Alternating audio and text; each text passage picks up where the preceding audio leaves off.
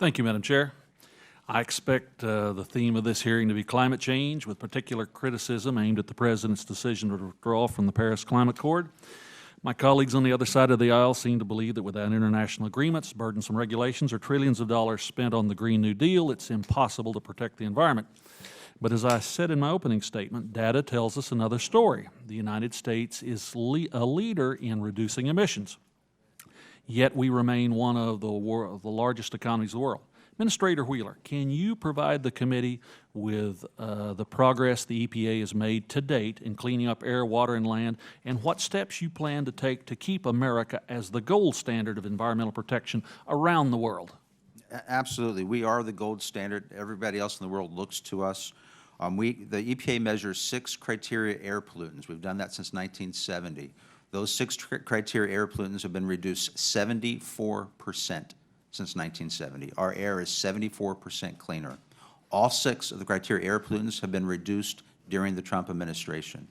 In 1970, again, at that time on the water side, 40% of our water sources did not meet EPA's standards on a daily basis.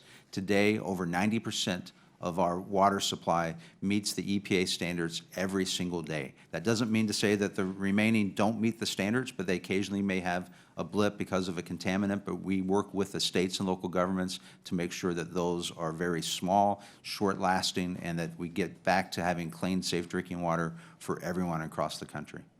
Administrator, do you believe that we need a heavy-handed top-down approach to environmental regulation, or, based on the EPA's analysis, can a more flexible state-led program be just as effective in the long run?